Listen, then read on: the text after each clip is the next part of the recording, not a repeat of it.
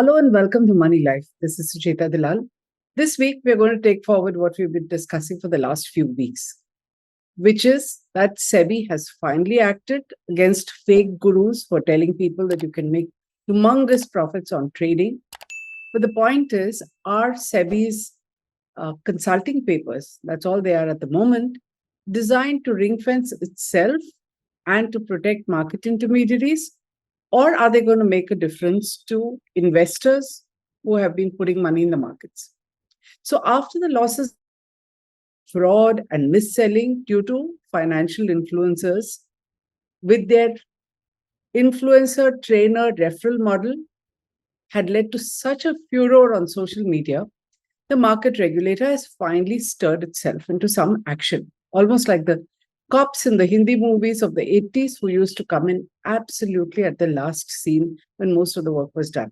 Meanwhile, their victims, now aware of how they've been defrauded, have begun to demand a refund of training fees. Those of you who watched my previous video blog would know what I'm talking about when I say training fees. And they have been sending these fake market gurus rushing to seek legal advice. Why? Because they think the regulator, having finally woken up, is going to come after them and there would be some regulatory action. Is all this really going to happen?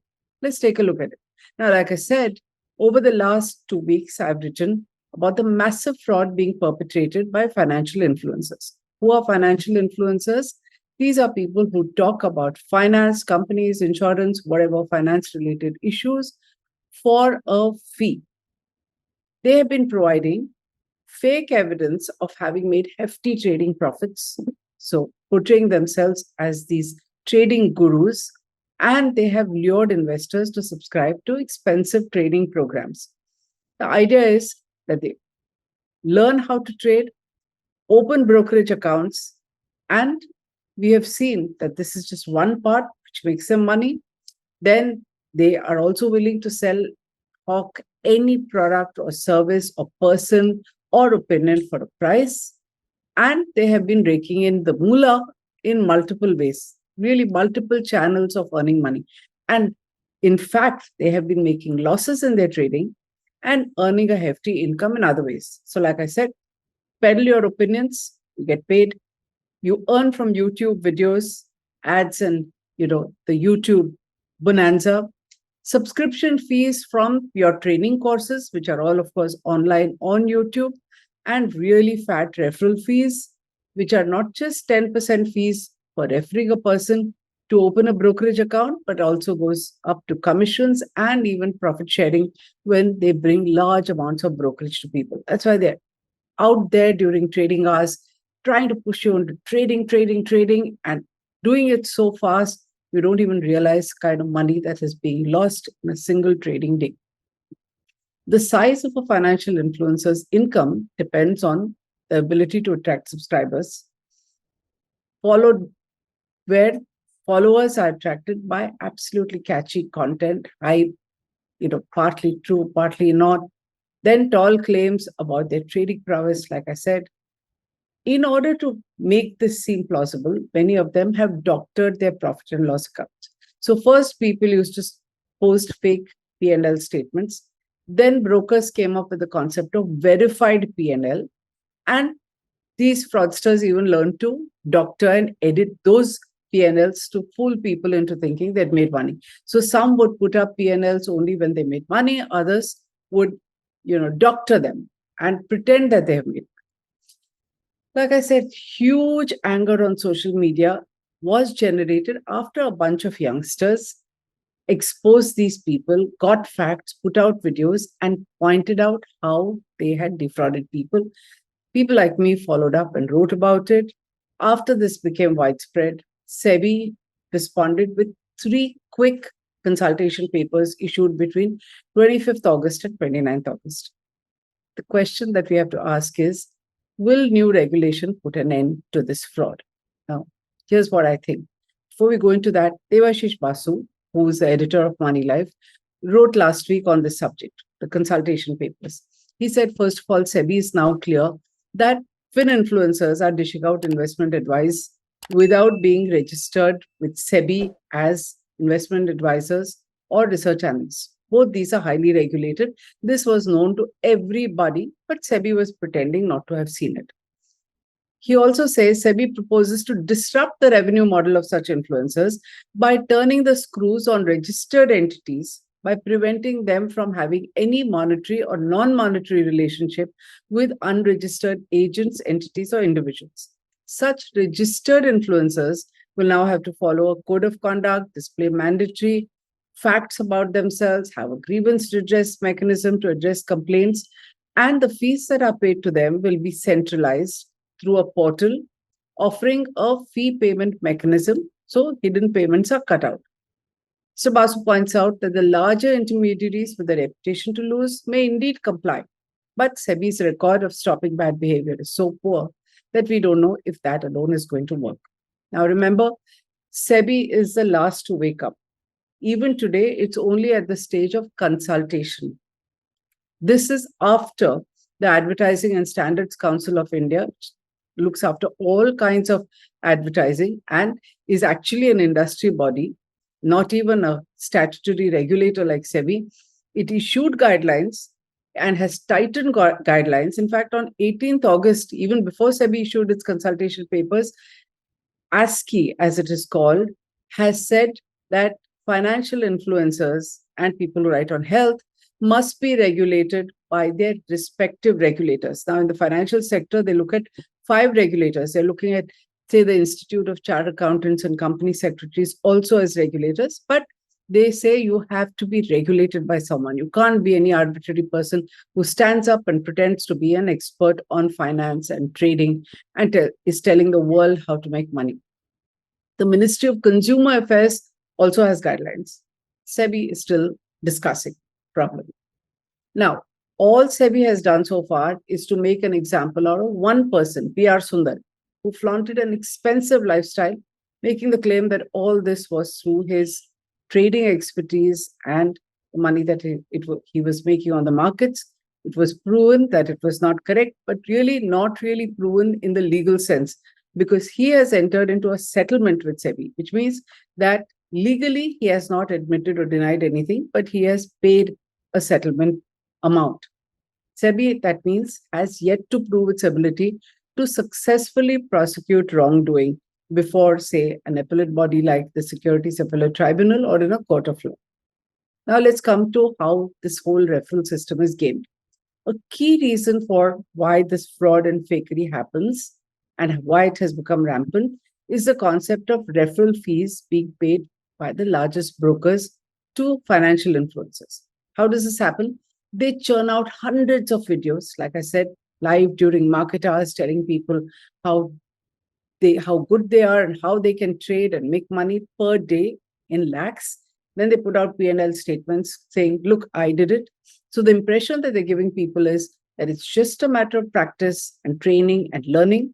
Open an account with that broker through their referral links. They get a 10% referral fee.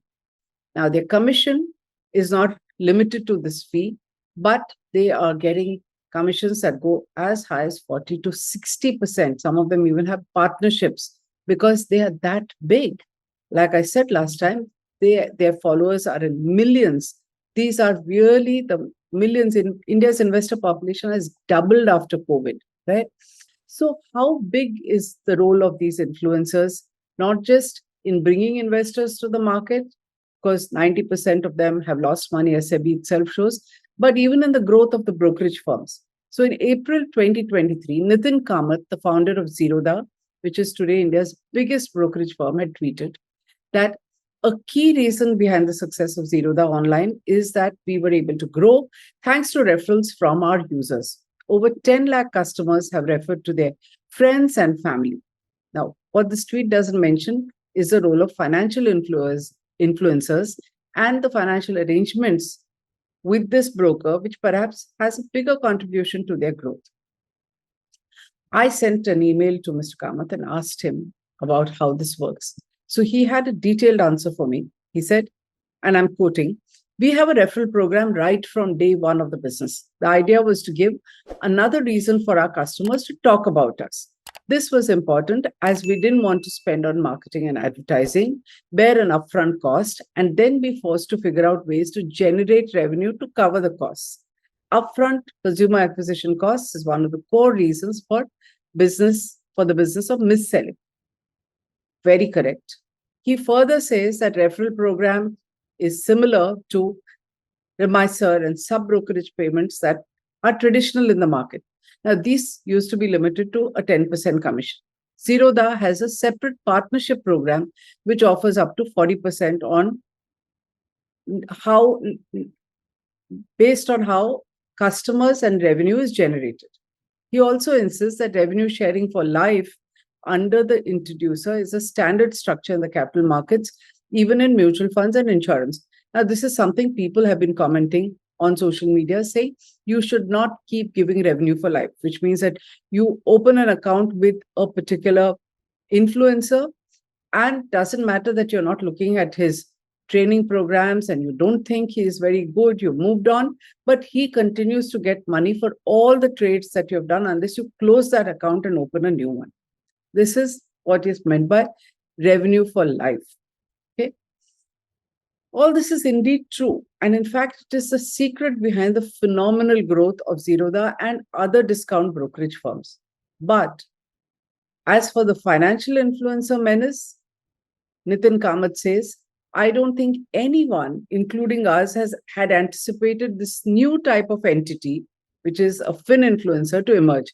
I think they got lucky to be at the right place and time post-COVID, and they ended up being categorized into traditional associated persons, sub-brokers, or referral/partner programs, and they ended up becoming bigger more quickly. Now, frankly, as someone who SEBI seems to consult on every market issue, Nitin Kamath strongly believes that this quick fix offered by the 3 consulting papers is the way to solve the problem and to allow brokers to initiate action against fin influencers who operate outside the regulatory framework. Remember, the broker is also supposed to file police complaints. That's what SEBI expects in the consultation paper. I don't think that's going to happen. But I have a completely different view on all of this, with due respect to Mr. Kamath and his phenomenal success. I believe that the new rules do not even aim to curb wrongdoing at all, since it's very difficult to do so. The primary aim of SEBI is to ring-fence the regulator as well as the big market intermediaries from the complaints of those who lost money by listening to snake oil salesmen. So we've seen the pattern. You lose money, you immediately remember there's a regulator. Until that time, you're laughing at the regulator, call it sleepy SEBI or what have you. But the minute you lose money, you're looking for the regulator, you want instant action, and you want your money back. Now, SEBI wants to ring fence itself against that angle. And it wants to ring fence the intermediaries who it consults, because that is their solution. Let's create this small little ecosystem of regulated entities. The rest is, I will talk more about it and you'll understand what I mean. Now, I believe that if there had been no public exposure of the fake gurus and the consequent outrage on social media, neither SEBI nor the big brokerages, nor stock exchanges or intermediaries would have felt the need to frame any rules at all. Yes, there was pressure from ASCI, but why was SEBI dragging its feet? After all, everybody is making money from these millions of investors who have come into the market post-2020. Remember, from the government to SEBI to exchanges and brokers, everybody benefits from this frothy volume that's generated every day by misguided traders. Broker incomes have soared with all these newcomers in spite of the big referral fees. SEBI's fee income has shot up. Stock exchange volumes have shot up. Third largest exchange in the world doesn't happen without these investors coming in. All market infrastructure institutions normally and naturally will make money when this happens. They become obscenely profitable because of transaction fees. The government charges securities transaction tax, which has skyrocketed. Then there is all the peripheral businesses like certification and training, even the official NISM type, which support this gold rush because they're also booming. The only losers in this game are retail traders who are hoping to get rich overnight by quickly learning how to trade. Now, consider some facts. First, the fraud and manipulation of financial influencers or even algo traders was not exposed by the tech savvy Zerodha or online brokers. They had a ringside view to it from the payments that were being made. They surely knew about this creature called the financial influencer and their mischief. But it was a bunch of young individual market participants who got together and exposed this fraud. Even in retail algo trading, when all kinds of promises were made, it was youngsters writing algos who consistently wrote to SEBI, which was most reluctant to regulate them, and said, please have regulations, because when something goes wrong, you're going to tarnish all our reputations. So the pressure, both for regulation as well as to expose, has not come from market intermediaries, brokers, or the regulator. It has come from investors, people within the industry. Okay. The second point, a direct impact of the regulation that will cut out fraud and hype and subject financial influencers to discipline will be on online brokerage firms and all the others that have named above in the ecosystem, because the number of investors reduces, the amount of frothy trading that they do reduces, everybody's income or at least their growth rate shrinks, right? They need newer and newer investors flocking into the market. Nobody wants to do anything that will affect this because everyone stands to lose or at least lose growth in revenue. Thirdly, financial influencers with millions of followers have become a very useful tool for corporate India. This is a fourth income stream that they have. Okay, they're used by public relations firms for reputation management, and those who are involved in market manipulation and pump and dump operations also have been using them. Remember Cafe Coffee Day just before the insolvency just now, or remember Brightcom? This didn't happen without the active participation of financial influencers. They're also willing to attack and slander any one of us who's trying to expose corporate fraud and market manipulation. If you wonder why in this new world people don't want wrongdoing exposed, this is the explanation. Because the narrative is framed by these financial influencers with millions of followers, and they're paid to make this narrative happen. Their income is not going to be touched by anything that SEBI does, because this will continue. Corporates will continue to use them for mischief. Pump and dump operators will pay them outside the ecosystem, and SEBI is not going to ask them to share their income data or look into it. I really doubt that they're going to look at that. Clearly, there are too many vested interests who want them to survive. Now, whether financial influencers continue to remain as influential will depend on whether people who have lost money are going to become smarter. That finally is the key. The number of potential new fools entering the market has to decline for the power of these financial influencers to decline. So the million-dollar question is, what is the solution? What can SEBI do to curb false trading? My answer is not going to please most traders who are in the market and who are expecting regulator to act, because the new regulations, I insist, serve only one purpose: to offer some protection to those who enter the market with a calm head and are prudent enough to trade through registered intermediaries. In addition, SEBI is also providing a broad-based performance validation agency, which will put an end to verified P&Ls provided by brokers. So this is going to do performance validation across a wide range of issues and businesses. Beyond this, you're on your own. There's going to be no hotline where you can report your suspicion about furus or fraud gurus, and nothing is going to trigger instant investigation. In fact, if you fall for the pitch of snake oil salesman, SEBI is not going to protect you from your own folly. Worse, if you inform the regulator about specific fake gurus operating without registration, SEBI will merely act as a post office and forward your complaint to the police or just simply ignore you. But that is a story for another column. Thank you. If you enjoyed what I said, and you believe it, if you want to help prevent new fools coming into the market, please share this video, because there's going to be no magic remedy.